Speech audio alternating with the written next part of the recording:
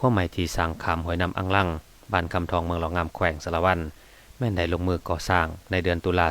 2025และสำเร็จในต้นเดือนพฤศจิกายน2025มีความยาว54เมตรกว้าง1เมตร50สูงแต่ดิน5ผืนขัว1เมตร50มีเสา22คู่ก่อนการลงมือก่อสร้างแม่นได้นำเสนอภาคส่วนที่เกี่ยวข้องและได้รับการเฮ็ดดีจากองค์การจัดตั้งบ้านและประชาชนจากนั้นแม่นได้ลงมือก่อสร้างโดยแม่นญาทานพุทธน้อยอินทวงศ์เจ้าอธิการวัดพลแห่สัญญารามบ้านคำทองเป็นผู้ริเริ่มและนำพาสร้างและได้รับทื่นฮ้อนจากออกตนญาติโยมเจ้าภาพเจ้าศรัทธาส่วนประชาชนแม่นได้ประกอบส่วนด้านแรงงานตามศรัทธาหัวแห่งนี้ก็ขามห้วยน้ำอังลังทื่นสร้างนี่อาจารย์ก็ได้จากอันนั้น1เนี่ยก็บุญฮอเขาประดับดิน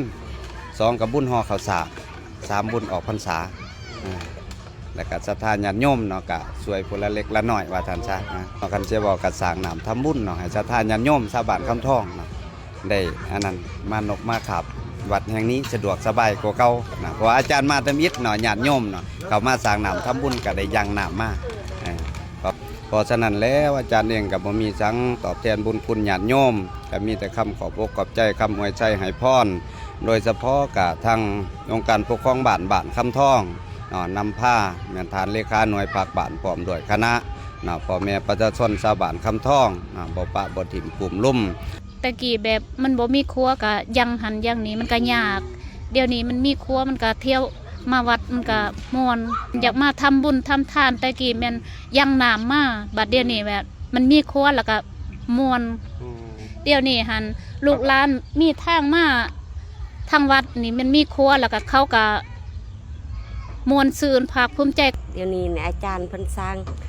อันครัวในสะดวกสบายแล้วเดี๋ยวนี้ตะกี้พวกเขาต้องเห็นย่างโค้งและพูนไปทั้งพุ่นถึงทางก็สบายแล้วเดี๋ยวนี้ทุกครอบครัวก็ดีใจได้ครัวแล้วก็ได้วัดได้ว่าเนาะสำเร็จเสร็จสิ้นแล้วเดี๋ยวนี้หัน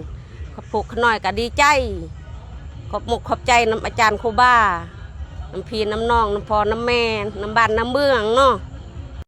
บ้านคำทองเมืองหลองงามมี248หลังคาเรือน340ครอบครัวพลเมือง 1,400 กว่าคนเป็นบ้านที่มีน้ำออกบ่อ